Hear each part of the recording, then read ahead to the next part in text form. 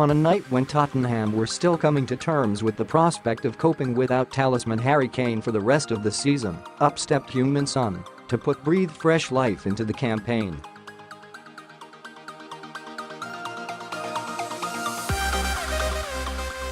The man who scored the first ever goal in the new stadium last week did it again last night 12 minutes from time in a closely fought contest which could have gone either way.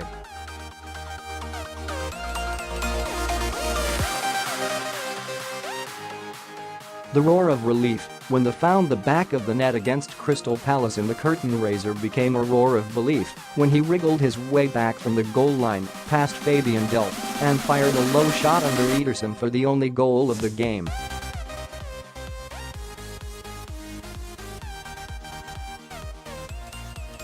It still may not be enough.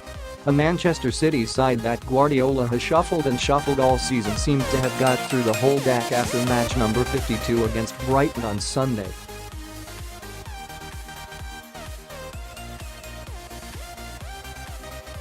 No Bernardo Silva, no Benjamin Mendy, no Leroy Sane, no Kevin De Bruyne, no John Stones.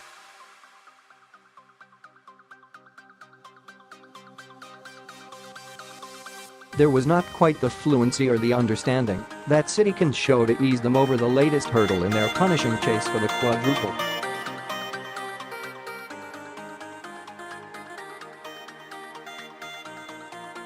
Next week, many of those big names will be back. That game now is the big deal and Guardiola will need all his trump cards.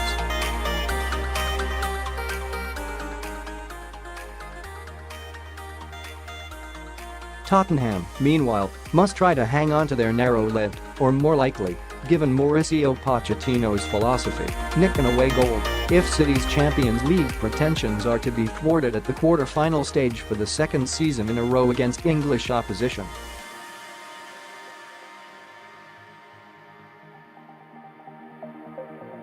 It will be a big ask without Kane, whose ankle injury last time kept him out for 7 months.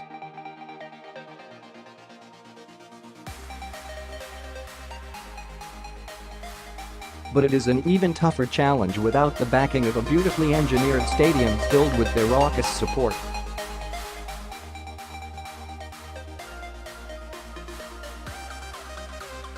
The atmosphere generated by a record 60,044 fans in this acoustic bowl of an arena may not have earned the home side their one-goal advantage, but certainly it played a big part in saving them from conceding one at the other end.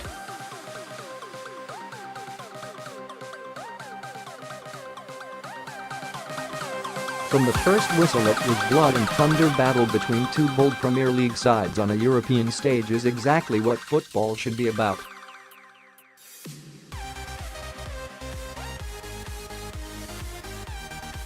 On a night of such raw emotions, it seems a shame that we must pause everything yet again to discuss VAR.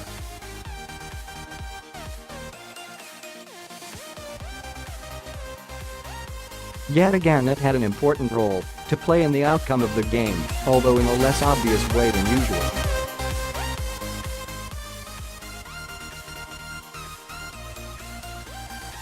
Raheem Sterling had cut inside and shot only for his effort to be blocked by Danny Rose for a corner.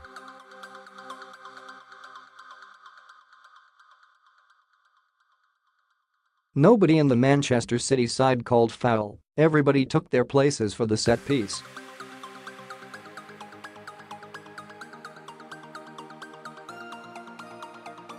But in the manner of Quincy after his forensic examination of the evidence uncovers something everybody else was happy to have missed, there was a lone voice crying foul.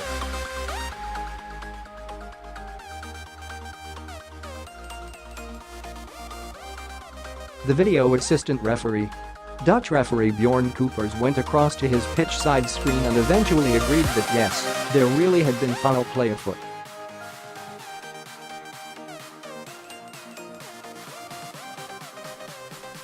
Rose's arm was raised a little high when the ball struck it from point-blank range.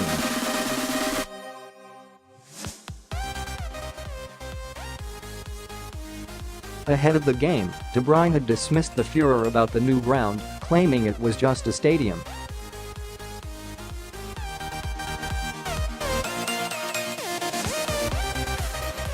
but you could not help but feel that if Hugo Lloris had not guessed right and got two giant hands to Aguero's shot, 17,500 breaths would have blown the ball away from the Tottenham goal.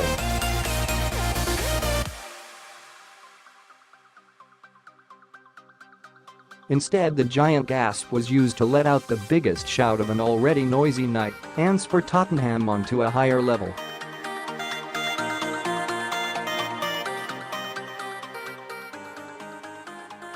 There were chances at either end, but potentially the most significant moment over the course of the two legs could have occurred on the halfway line.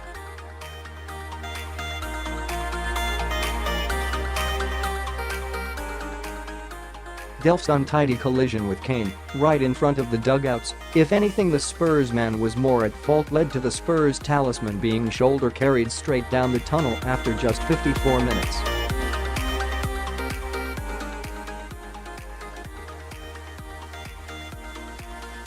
Son may have stepped heroically into his goal-scoring shoes to give his side the advantage, but Spurs can reach the line without their star player.